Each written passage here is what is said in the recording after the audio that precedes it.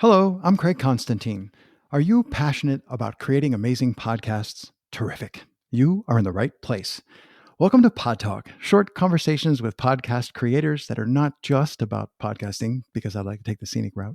My guest today is Vince Quinn. Welcome, Vince. How are you this afternoon? I am fantastic outside of my asthma trying to kill me. How are you, Craig? We had the pre conversation was you know. I've Which been is on very this. attractive in this space, right? Yeah, People right. people love to hear other people like cough and Ah. basically congest and die. I've been on So this yeah. stretch of Pennsylvania guests. I just talked to somebody in Pittsburgh, and he was also like, Pennsylvania.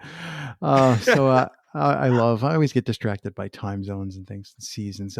But I'm happy for the spring. I was out. The sun is shining, the birds are chirping. Vince, I always have so many ideas, but I really want to talk today. I really want to talk about let's diss LinkedIn, but we're not going there. Let's talk about your podcast show. This is enough to get you on the show with me. Your podcast show is called It's Not Just Talking. Like, yes, please. And by that, you mean the thing that I'm always yammering about, which is I think of it as hosts and guests, and these are conversations that people are having on podcasts. It's not just talking. So I was like, yeah, you're coming on the show. Tell me what your this is just like I'm just gonna like unhook the leash. Tell me your thoughts on like why is it so important that podcast I want to say podcast host, but people don't think of it that way. But why is it important that people think of themselves as a host, that they act like a host? What does a good host mean in the context of podcasts? Yeah, I mean, a good host is everything. It's the entire show. Like you're driving the entire show. You know, it's crazy to me that people don't think about it or work on it or discuss it.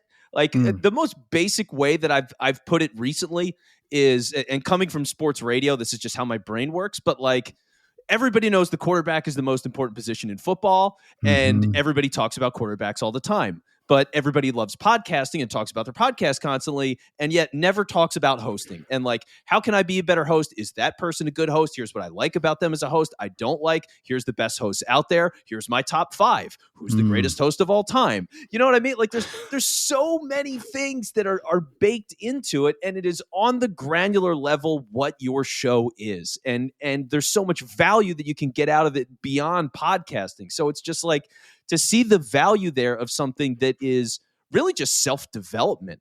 You know what I mean? Like it's just yeah. thinking about yourself and the way that you communicate and how you connect to people. Like to not put in the work for that, I think is such a missed opportunity.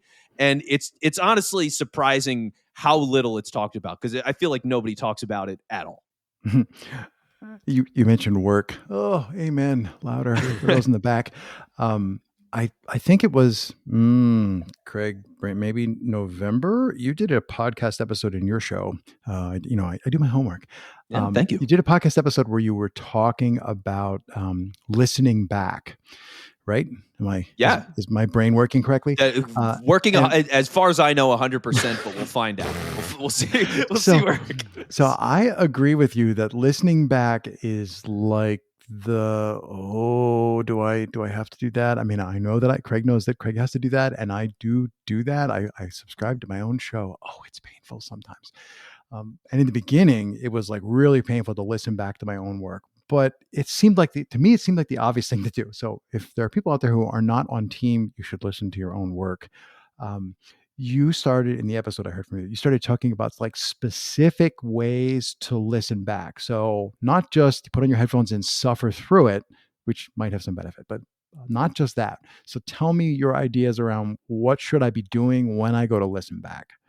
Yeah, so a lot of things that you should be doing when you listen back. First off, approach it with the mindset that everything is going to be okay, right? Like let's just start there. It's going to be okay. Don't worry about like, oh my god, I messed this thing up or whatever it is. Like people, and I'm this way too sometimes, where it's just self-critical to death, and that is not what podcasting is. That's not what this exercise is. Like, just don't be overly critical of yourself. Just come into it with the mindset of I am doing this to get better. And that's number one. So we'll start there. But from that, there's a couple of different things. First off, it's just, is the show interesting? Right? Like, is it actually engaging? Because when you're in it and you're the host and you're doing the show, Of course it's great. It's the greatest thing that's ever been done. I'm putting in all this energy. I'm talking to somebody that I like about stuff that I like and these topics that I like. Of course this was a great show. Not necessarily the 2 weeks case. later, oh. It's a totally different game. So just to be able to have that separation and honestly to just experience the show as a listener, you never really get that if you don't do it. So it's just to get in that practice of, okay, I experienced it this way. But now that I'm hearing it from a listener standpoint, and I think it is better to some degree to do it a couple weeks later, a couple months later in some cases, because Yeah. you don't have that familiarity and the same emotional attachment. You've been Yeah, the popping out all these emotions have episodes. like a half-life. They tail off. It's like, I was nervous when I talked to that person. I was excited. And now 2 months later, I'm like, I can barely remember their last name. Exactly. And it's like when you're doing the show too, you'll remember these certain things in the conversation. Like if it just happened last week, you'll say, oh, and they had this one funny line and I know it's coming up, or I had this great line and it's Yeah. coming up. Yeah. And so like you're not anticipating the same way. You're more actually absorbing and reacting the way a listener would. So I love that. And you just want to be honest with yourself about how engaging is it. And if you were the average person and didn't know yourself, didn't know the people on the show, just liked what you talk about as a subject matter, like how engaging is that? And then beyond that, it's how engaging are you? So driving the show, maintaining pace, asking good questions, feeling like there's a rhythm to everything that's going on within the show. Does it feel like you take a left turn and then you never get back on the main road, which can happen? You just You've go on a heard my tangent, show, have you? right? It's just, it's crazy, but like we all do it, and you have to go through those experiences to be like, oh wow, I just went on a tangent on that thing for like 20 minutes there, and that is not the show, like it was And funny. you can cut those out, right? Like you can go back, oh, we'll fix it in post. But you can only fix it in post if you don't just be like, what's next? Like if you can continue the conversation, then yeah, you can trim some of that out in post. But if that detour killed the energy, then it's like game over. And you want to keep people, and that's the problem, right? There's a million shows out there. You're fighting for everybody's attention, and it's not just your show. It's every YouTube channel, Instagram account, TikTok account, like anything that you can think of. So when you got people there, you want to keep them. And so, yeah, how engaging are you? Is it easy to understand what you're talking about? Because if the topic isn't presented all that clearly, which you'll find out very quickly within your episode, the less specific it is, the more it will wander, the less engaging it is.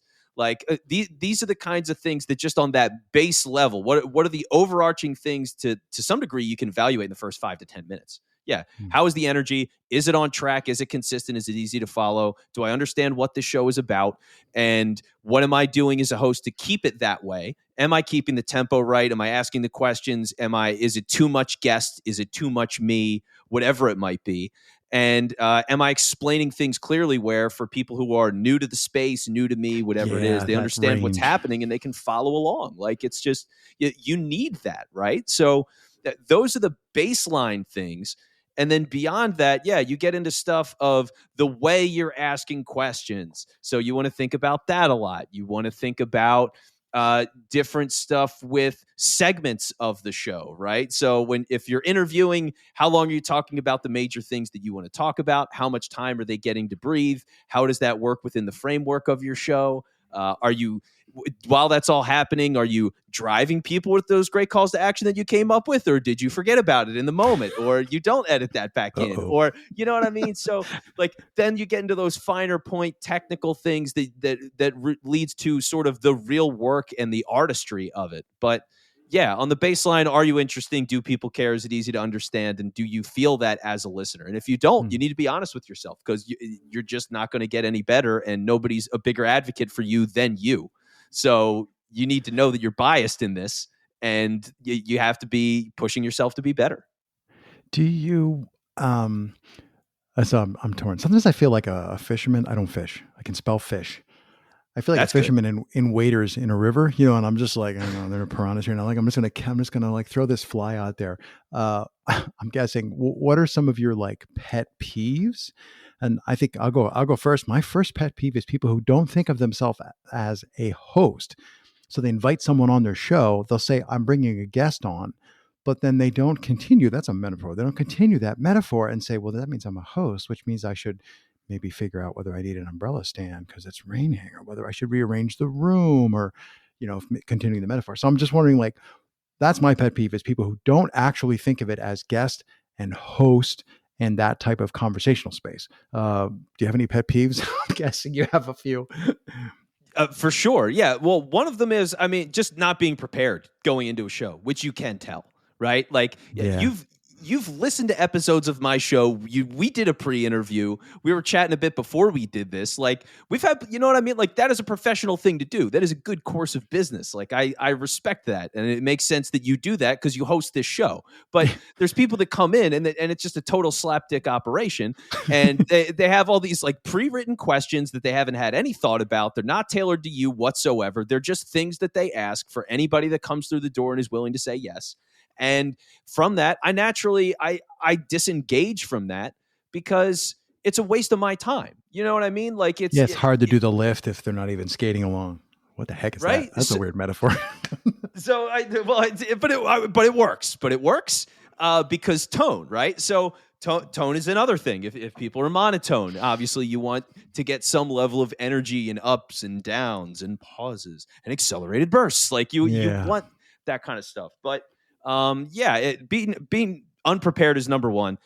Number two is, like you were saying, as an interviewer, I call these people beat reporters. The idea is they are 10% of the show because the other 90% is them just going, so why'd you do that? And then they hand it over to the other person and they just talk for 5 minutes and you just Yeah. wait. You just wait to see when they're done. Like I can't. That's not a show. You know what I mean? You Yeah, it's aren't not a a host of a conversation. show. It's not a give and take. There's not a. I like to think about. I think it was Hugh McLeod. I probably will forget to link it in the show notes. Maybe the AI will remind me. Who said something about social objects, and the idea is basically there has to be. Well, it doesn't have to be. Works better when there's a thing that two people can talk about. So it's like you can hold it up, and that thing can be a question. I don't have a good question. Like a question about an election, or a question about philosophy, or more. It can be like a really like, we have no idea how to answer that question, and we can still talk about it. And I'm often thinking about that when I'm preparing for these types of conversations. Like by these types, I mean when I'm recording them. When I'm like, all right, I have a certain amount of time, and people want something out of this. So I try to come up with, like, hosting was like one of the things. I'm like, okay, I know if I hold up hosting, I know Vince will have something to say. So I think it's part of obviously part of my preparation, but it's a very specific thing that I've learned to do. I don't write questions out anymore. They just come up in my head. I don't need to write them down, but I do have to hold something up for myself. And I think that helps the guest. It's everything, right? Because it gives you that central point to pick at. And to some degree, the more specific you can be with it, the better, right? Yeah. So in this, I mean, one, the beauty here is like the show is already niche as it is, right? Like, hey, you've got a podcast, you're independent, you're looking to get better, like you're trying to grow this thing. So great, let's talk about hosting, and let's talk about different hosting skills and how to prepare for a show and all the other stuff. Like to have that range within a very specific space is the beauty of it. Hmm. Because and I think on some level it's almost like you're cheating, and this is really how I want people to think about it. Like because we have those conversations before, when you're pre-interviewing somebody, when you're studying their stuff, when you're selfishly coming up with things that say, I think this is really interesting that this person has to say, or that they might have opinions about, and I want to talk to them about it. When your very first question or second question out of the gate is something that's like right to the heart of an issue, you've skipped what is 25 minutes on most other podcasts, which is how did Yes. you get started and where are you from? Yes. What do you know? And it's Here's just how we met. Where's, it's a yeah, waste. I do a lot of it in the pre-show, in the pre-calls. I'll often do that. Like, oh, here's the Candyland journey of how, we bumped into each other. Um, and I think that's important. And sometimes it comes out in the show. Like every once in a while, it'd be like a really weird, like, oh, people would actually care about this story. Our story isn't that interesting in this case. But sometimes that comes in. And I think when I hear what I would call a good host, I also want to say any more pet peeves, but let me come back to that.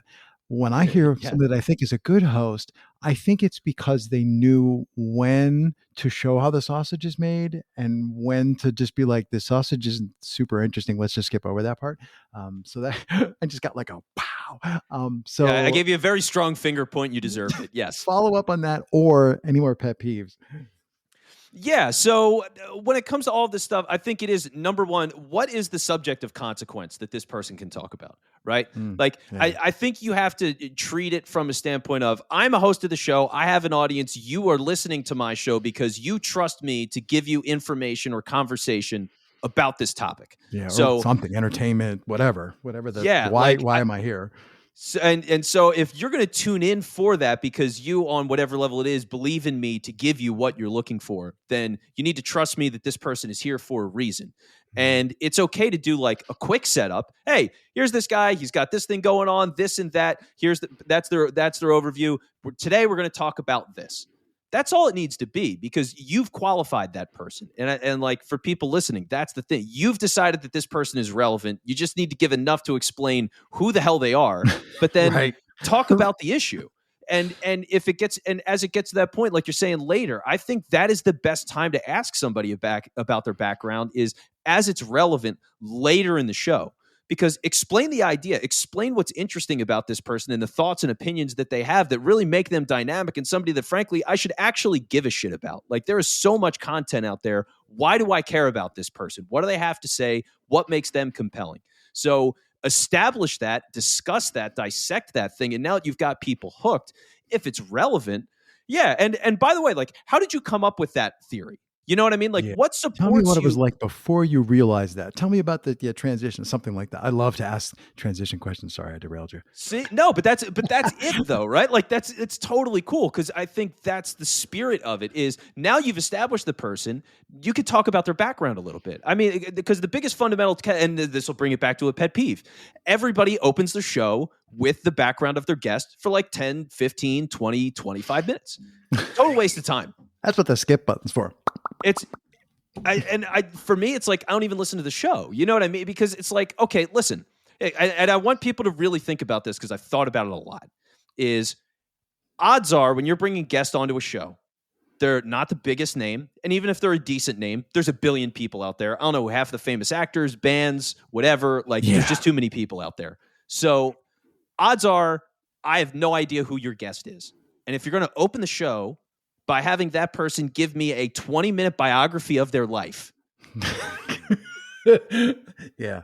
Why do I care? Yeah. Like, why on earth should I care about this person who I don't know, had no idea they existed, don't know anything that they think or care about, nothing that's been impactful to my life. It doesn't mean anything to me. And so it's going to be that way to your listener. As much as that's like the standard thing that so many people do, they do it because in the natural conversational sense, it makes sense. Hi, stranger, I've just met you. Tell me about yourself. Like, it's almost like you're dating, right? Yeah. But the show should not be dating unless you're doing a networking show like that's, or this is career paths or something like that. But Yeah, then the backstory matters. I forget where I heard this metaphor. This stuck in my head, and it was like, imagine somebody says this to me, Craig, you are not a pole vaulter. You do not need 50 yards of flying run up to stick the pole to go over the bar. It's just ask the damn question. Just set the thing up. Hey, what do you think about Tuesdays? And it's not my original idea, but I forget where I got that from. But don't be a pole vaulter. And I used to set stuff up. Even now, maybe I'm a little too far the other way. It's like, hi, this is Vince. Go. But I used to I set things prefer up, that. and it was out of live to tape. It was out of fear or out of a desire to control. Like, I hope people like me, so I'm going to give you all this context. So you know, I'm just like, no. Let's just present the idea. You know, where the question or the thing we're talking about. Give the social object. Present the person, and then if people don't like it, they will be gone so fast, and there's nothing you can do about that. So don't set it up. No pole vaulting. Yeah, which is a great one. People spending way too much time setting up questions to bore the listener to death, like to get because sometimes people ramble so much when they're leading up to the question that you don't even remember what the question is, or the context doesn't even make sense anymore. Yeah. So what? You know? It's crazy, but it happens all the time. People completely lose track. So that's a great one. I absolutely love that and was going to say it, is people that take too long with the questions. And then the other side of it, this isn't as much a pet peeve, but a thing that I see all the time and I think people can very easily fix, which is Stop projecting emotions into things when you ask a question, Mm. because people go through a life experience, for example, and they'll say, how scary was that? Which means you've by default put them in a spot where you assume they were scared and That's a acted really good scared point. to that situation, right? Like, and it happens all the time. And what happens when people get asked that question is they go, well, it wasn't so scary so much as it was this. Mm. And that what you've done is you've now created a roadblock where this person has to get the emotion that you added and projected into their life experience. They have to remove that from the equation because it's not relevant and it's not part of what they did. And then they have to reframe the entire experience and then explain it to you. You've lost time. You're not reading the person. You're not giving them a chance to truly lay the framework of how they saw it. And in some cases, you're actually influencing your guest to give the wrong answer about their own life experience because Yeah, they not might want to everybody's agree strong with enough you. to push back on that, right? Like some people might be like, "Well, that's kind of scary. So, all right, let's talk about scary," and maybe they would have talked about some other part of it. Yeah. So yeah, I mean, it was kind of scary because I had this thing and that thing, and it moves on. Yeah, you totally missed the core of the issue and what the experience was about and what they learned from it and everything else that flows from that conversationally because you put it on this track of this thing is scary, and so that person must have been scared. That's And actually a really it's good one of point. the most common things that I see. It happens all the time. That's like really. I'm gonna give you a hmm. I have this thing. I go HUNH, which sounds like huh. There's a special sound that people make. I'll come back to that. I'm going to give you a huh because I'm often yammering about empathy and compassion. Like my personal mission is to create better conversation, to spread understanding and compassion. Podcasting is a big part of that. But I think people who go, "Ooh, I should up level my compassion and my empathy," like it feels to me like one level up is, oh, I feel like there might be fear in this situation. So I'm going to ask, how scary was that? And the point that you make just made me go, oh, right. That's like the pitfall of only going up in skill level, one's own skill level a little bit. If you go further, you realize maybe I'm not reading the right emotion from them. That's actually a really good point. Right? It's a big one because what you're doing is you're allowing the person to present you with the experience which you might never have seen because for them, like you see the situation, you go, that's scary, and then for the other person, they might be like, I was dying for this moment. I couldn't tell you how excited I was. I had been waiting for 15 years. I was doing Yeah. this, and this along the way. My parents are this and that. Like their Yeah. life was built for that moment, and that is their thing, and they're as happy as can be there. So, yeah, it's really simplifying it to things like, so how'd you feel when that happened? Or you know what I mean? Like Yeah, it's how did, Jesus, that would have scared the shit out of me. How did you feel about that? And then they can like, I wanted to ask about like the color man role. I'm like, how do you do that for yourself? But let's set that to the side for a second. Yeah, yeah. But yeah, like that's it. Or just what was that like? yeah, Super simple, fast, clean. They tell you whatever it is. It was hard. It was scary. It was the greatest thing I ever did. It was the worst thing I ever did. It was fine. I wish I never did it. You know, whatever they want to say, but you're not pointing it anywhere and you're just letting them drive. And that's yeah. really, I think, the highest level of an interview is trying to let them fully explain what their experience was without interfering at all and more just Mm. trying to dig into their brain and experience how they experienced it. That brings us to space. Right? I wouldn't, and I'm like, oh, you know what's going to happen when I go to say this? There's going to have to be a space there. So I'm so meta, even this acronym. I This isn't a pet peeve of mine. I think there are a lot of people who do this well enough. But in the beginning, I used to struggle with, oh crap, there's going to be a space here. Like it's okay. You could like some podcast players will skip over it for you, but a lot of times that space is necessary. And if the conversation that people are listening to is just a nonstop ping pong match, it's really tiring to listen to that, even if it is engaging. And so I think it takes a couple of minutes to learn how to let space do its job in the recording, in the show, in the conversation. Oh, for sure. That was one of the biggest things I learned doing radio, and see how I've now looped in my background I knew this we were far, good. Like we'll get 24 there. minutes in. So like doing radio was so interesting because I had 4 hours to kill every single time I was on the air. And so part of that is, I mean, you got to fill time. You're just not always you can prepare as much as you want. And I would go in 4 hours early to prepare for a 4-hour show because I had to. I had no choice. But the other side of it was it allowed me to experiment a lot more with space in audio. And that was a really fun thing because when you think about, everybody's thinking tight, speed, clean, everything super smooth and fast and whatever, 1.2 speed, 1.5. Like that's the game, right? But there's something to be said for being able to tell a story and create tension and drama and grab somebody's attention because of the abnormality of that silence. Like that's one of those things where I think silence is truly a gift. And in the modern way that everything is sort of dissected and edited and like compressed cut down to together, you 15 really seconds. lose that. Yeah. So many things. I really, really, really, really, really want to rag on LinkedIn. Well, we can fit that. We got time. You know Let's what do I mean? LinkedIn. We got time. Sure. I was listening to, I think that might be your most recent episode. Yeah, you do your homework, and I kind of bop around a little bit. But I think that was one of your more recent episodes where you were talking about LinkedIn. And I'm going to say again, yes, amen. Once more, louder for those in the back. I don't want to even say I love to hate LinkedIn. I'm just like, I'm so jaded.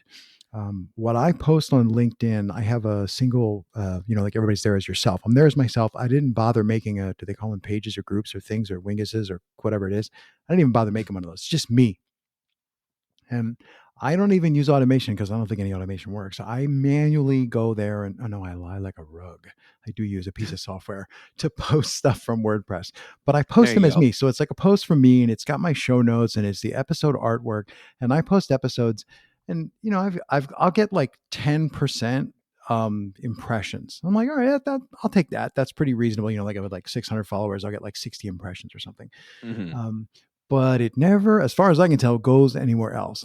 Because I pay attention, I'll do like the post to LinkedIn of a podcast episode, and then I'm like, do I get any jump in downloads, or like just to see, are people crossing the medium? Are they going from whatever their device or desktop that they're looking at LinkedIn? Are they going to their podcast player? And I'm just wondering. I mean, I'm not asking like what's the trick for cracking that code because I don't know that there is one, but I'm just asking what are your thoughts on like what are you doing with LinkedIn for your podcast or for SBX, if Yeah. anything? So I look at everything as I don't care about an individual platform or an individual platform's numbers in themselves. For me, it's all about what is the overall reach of my ecosystem. And that's what I care about first and foremost. So I decided when I started my show that I was going to just post on social media like crazy on all these different platforms. And the biggest thing that I've taken away for LinkedIn as a value is the number of connections I have. And honestly, the other like KPI, if you will, is profile views. That is the second most important thing outside of directly being connected with people because it means my stuff is getting out there. People who either know me or have never heard of me are checking me out and trying to see what I'm about. And so I'm making a real impact with actual clicks from real humans. And for me, that's the whole game. Like, I need awareness. I'm a business owner. I'm selling podcast services mainly to business owners. It's a very niche thing. There's only so many people that are interested in that. So LinkedIn, I'm attacking that as my number one platform right now. And I'm using it well. And because my audience is constantly growing, I'm always getting more connections. I'm always getting new people to view my profile. I'm connecting with them once they do, if they're a good connection or a potential lead for me. And beyond that, it's expanded my feed, which I think is really where my frustration started, was looking through my feed. Everything was just people in my network liking stuff. And it's like, I can't comment on things that other people liked necessarily. I want to Yeah, interact that's a good with, point. Show right? me It's just, something. I want to interact with my people that I know. I want possibilities for conversations and things. And I don't want to just jump into stuff, kind of like you said earlier, right? A lot of people on LinkedIn, it's always just like, this is completely correct. And I 100% agree. Great job. And it's like, okay, well, you just commented to comment. Like that's a There's an like. autocomplete for that now, isn't there? It's like sometimes I click on a comment and like one of them is like, like Jesus, like it's so common. There's a button for it now. Which it should be. It's the like button. Like everybody should just if that's what you're going to do is just completely agree for the sake of it to have a comment, just like it. Yep. But that's the problem is how can you get your feet in a spot where you have things that you can organically talk about with people that you know who could actually respond to it, which then alerts you to their network, which is more people checking out my profile and becoming aware of my business. And you know what I mean? Like it's been a Mm. very much I'm really trying to manufacture, like using the content that I make from my show. It's a way to manufacture conversations and drive direct hand to hand business because, like, I'm a bootstrapped operation. I don't have a ton of money. I can't be putting in for massive budgets and advertising and things like that. And if I do anything from a marketing standpoint, which like I'm starting to look at, it's still going to be small bites and very specific, you know? Yeah. So I have to play my cards right and make good bets. So I want to do as much as I can organically and as much as I can use the show where people look at my feed and go, oh shit, this guy knows what he's talking about when they find me. That's the game. Like that's how I treat LinkedIn. That's how I treat my show. It's kind of how I treat my business. It's how I advise other businesses that I work with. Just like use this as a means to prove yourself, make real connections with people that you think can be strategic partners, potential clients, people that just get it and could be an advocate for you. Like whatever those things are that help you grow, then just fight to do that as much as you can. I've gotten in the habit lately. I don't get a lot of connection requests. I'm not on LinkedIn. Like, I don't sit there and scroll all day.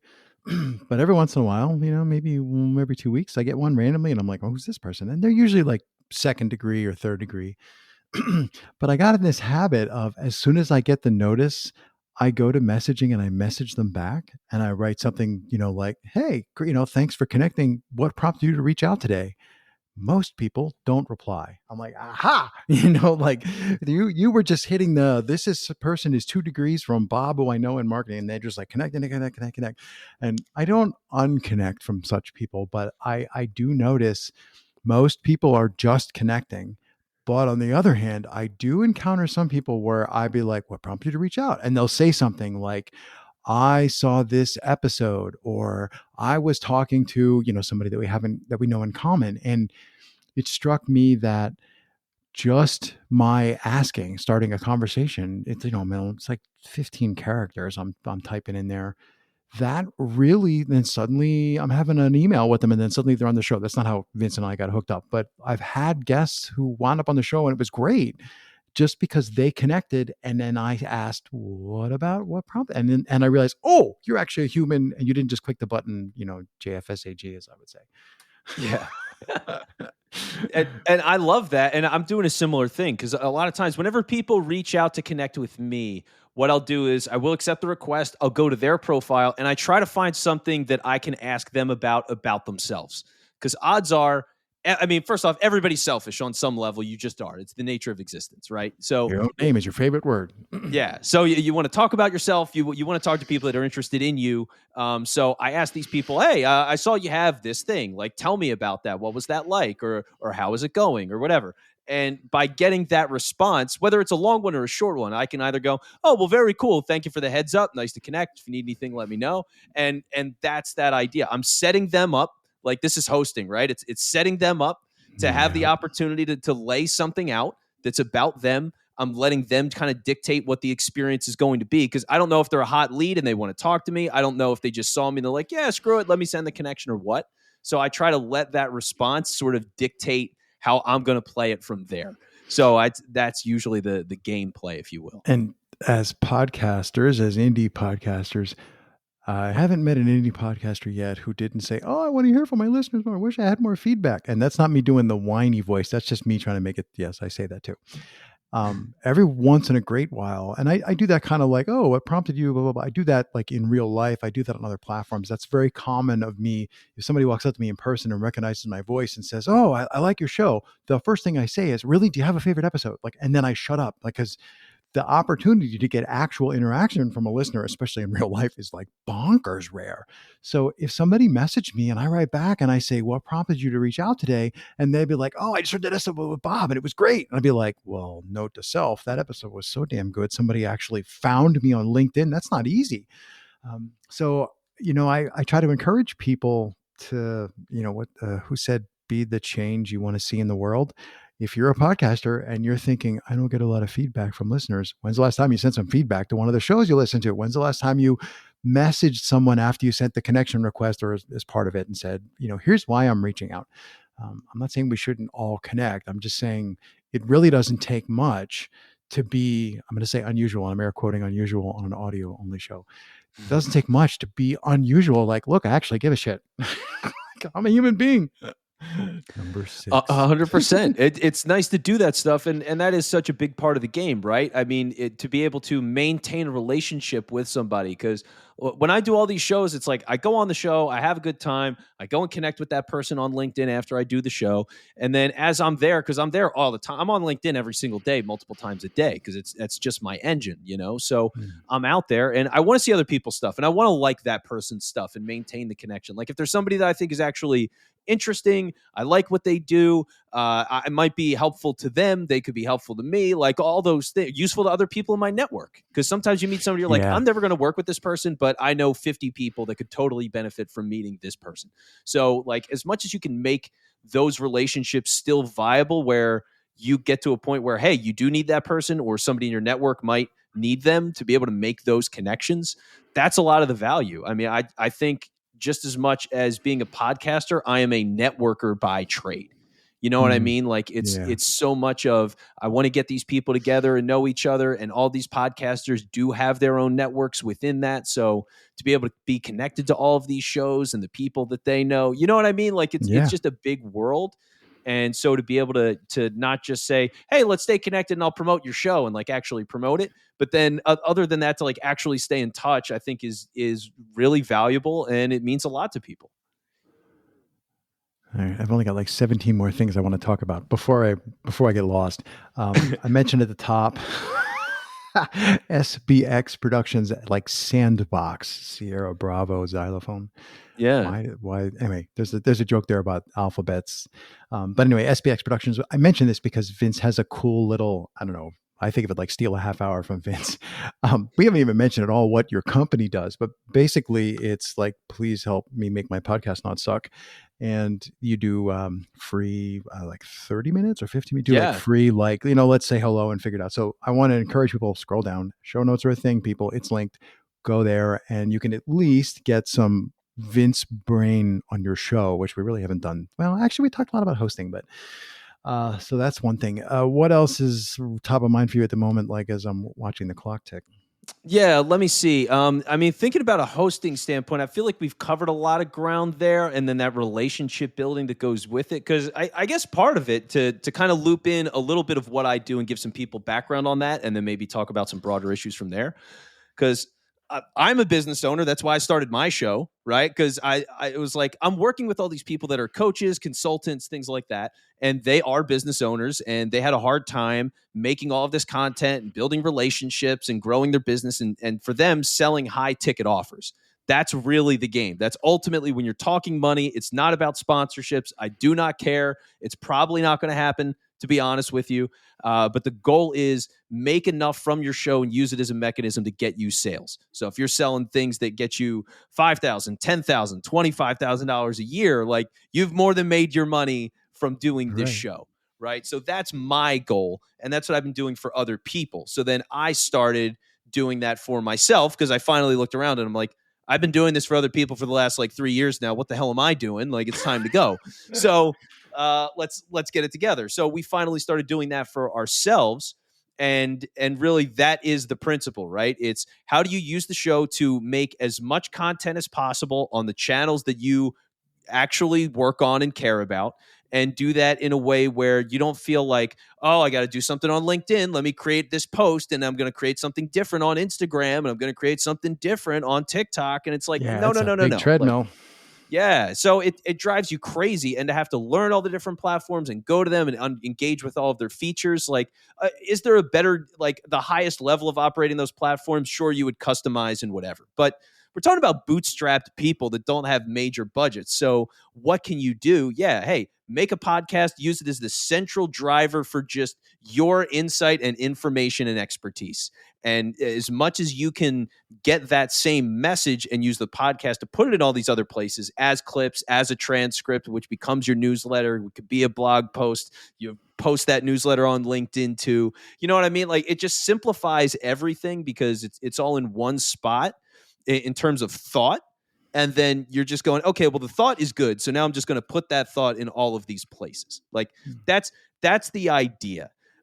So yeah, that's what I do. That's how it all came together because I was working with these people and trying to solve this problem. And that's really how I extended it to these sessions as well, like you mentioned, because the whole idea is I think people are just stuck and they follow this blueprint. And maybe you tell me, because I would love your opinion on this, but because my impression is that anybody that's looking to grow a successful podcast, 95% of the time has the wrong blueprint that they're trying to follow, which is I'm going to be Joe Rogan.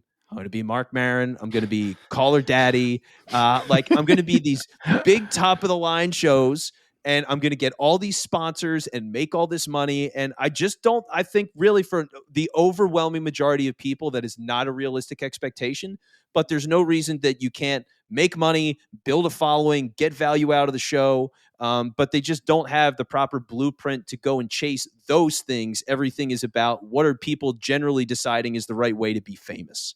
And Yeah, I think it's I would messy. agree with you. Shooting, just shooting in the dark. Like, what's the? Oh, I saw this article or saw this post on I don't know Transom, and it said you should definitely have guest quotes cold open your show, and then they're gonna go do that. And so I'm like, that would be me. I was like, oh, and I'm like, no, I don't want to do that. I don't have the time to do that. I'm not going to spend money on it. It isn't really a deal breaker.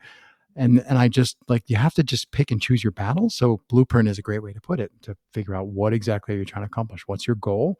I don't want to say you have to have KPIs. They're handy, but maybe we should unpack that: key performance indicators. Yeah. So I think you're right about, I know that you're right. Uh, Having a conversation with somebody else who's like lived through the same challenges, like podcasting, somebody who's lived through those same challenges is like super helpful, because you can say, I'm doing this, I'm doing this, I'm doing this. And they're like, maybe you should skip half of those things and just work on this other thing. So that, I think there's a lot of value in another mind that's in the same, steeped in the same juices. For sure. No, it's outside perspective is so helpful. I mean, I'm talking to somebody right now. They have, I mean, I swear to God, it's like 12 different Facebook pages for different stuff and 3 different shows and a quarterly thing. And it was like, It's all right, not we're going to, me, people. He's not talking about me. Sounds like me. and I've been there too. And that's the thing. It's just there's this natural instinct of I made this thing and I think it's really great and I believe in it and it's only a matter of time until it blows up. No. But until it does, let me go and start this other thing. And then I'll start this other thing. And yeah, so your energy gets divided in all these different places. I don't think people set a clear goal of what they actually want out of it. I mean, what is the end point that you can shoot for, at least in the short term, to say, this is what makes this show a success and here's why.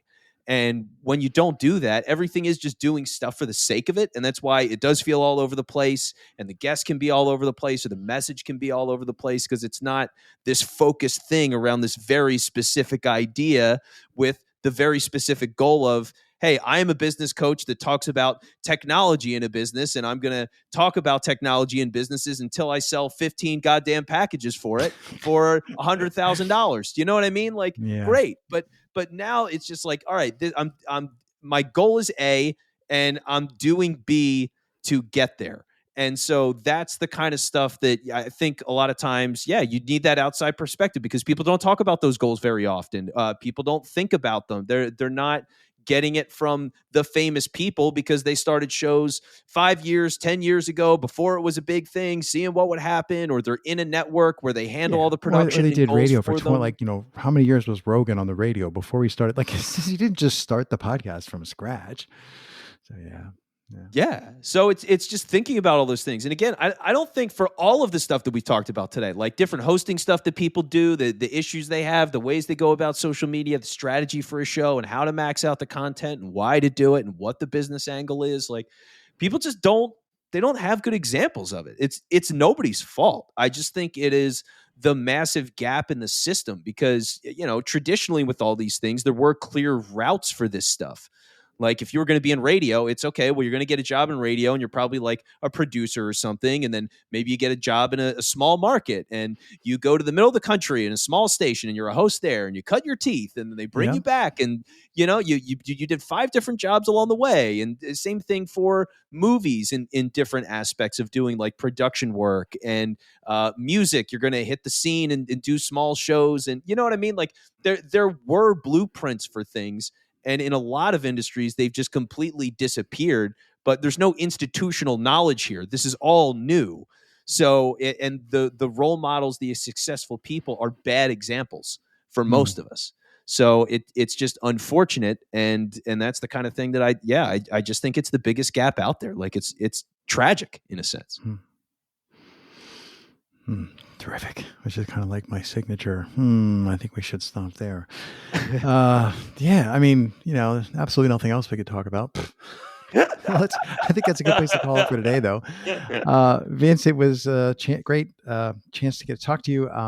It kind of like went really fast. Like we did a pre-call like 3 days ago or 4 days ago. So it's really fun when you get a chance to do things in quick succession, because it felt like one long conversation for us.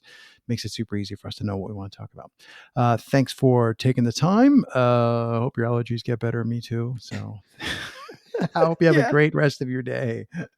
Yeah, Craig, thanks for having me on, man. This was awesome. Really enjoyed the conversation. Like, honestly, it's just nice to talk to somebody who truly is passionate, like, for the medium and how to do it and the little nuancy things that make a show great. I never get to have these conversations with anybody that isn't my business partner, so I've really enjoyed it today. Oh, you're too kind, but thank you very much. All right. See you, Vince. See ya.